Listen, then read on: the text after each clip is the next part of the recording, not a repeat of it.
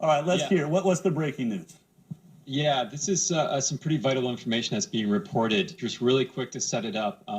Last week on the High Wire here, we spoke about this talking point that emerged out of nowhere, 18 months or longer for restrictions, for self-quarantines until a vaccine's ready. A lot of the media ran with that. That was traced back apparently to an Imperial College of London report based on assumptions. The report was done by a British epidemiologist named Neil Ferguson. He's the head of the Department of Infectious Disease Epidemiology in the School of Public Health at the Imperial College there. Well, just now reporting, the Daily Wire headline reads, epidemiologist behind highly cited coronavirus model admits he was wrong, drastically revises model. Now, this model informed government policy decisions in the U.S. and the U.K. So Ferguson basically just gave us evidence in the UK's Parliamentary Select Committee on Science and Technology as part of the nation's coronavirus response. So going back to the Daily Wire report, Ferguson's model projected 2.2 million dead in the United States and 500,000 in the United Kingdom if no action was taken. The Daily Wire writes, after just one day of ordered lockdowns in the UK, Ferguson has changed his tune. Now the epidemiologist predicts hospitals will be just fine taking on COVID-19 patients and estimates 200,000 or far fewer people will die from the virus itself or from its agitation or other ailments. So we have 500,000 goes to 20,000. The article continues.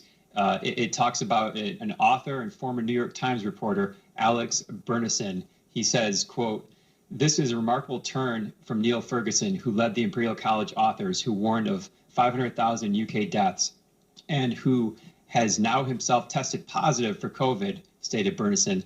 He now says both that the UK should have enough ICU beds and that the coronavirus will probably kill under 20,000 people in the UK, more than half of whom would have died by the end of the year in any case because they were so old and sick. This is his words.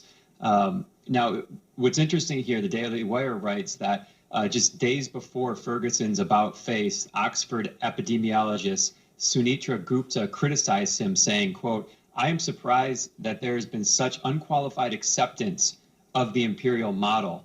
Now, Gupta herself has a model that is basically suggesting that the virus, the COVID virus, was circulating in the UK by mid-January, around 2 weeks before the first reported case and a month before the first reported death. Her Oxford model is claiming that half of people already have it. So back to the Daily Wire. So it says, quote, if her model is accurate, fewer than 1 in 1,000 who've been infected with COVID-19 become sick enough to need hospitalization, leaving the vast majority with mild cases or free of symptoms. So in other words, Ferguson's highly influential initial model was off by orders of magnitude.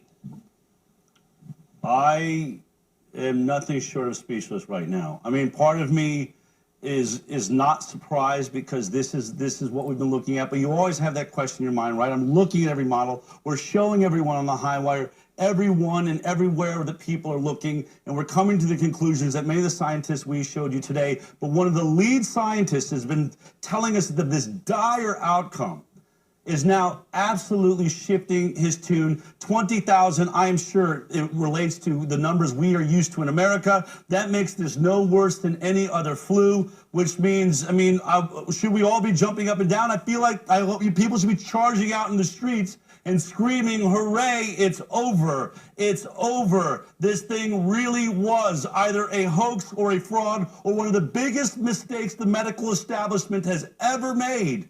Is there any other way to see this? I mean, I don't know what to say. This is incredible.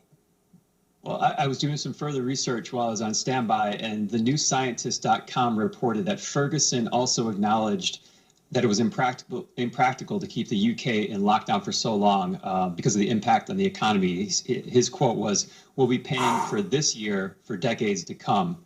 So kind of speechless.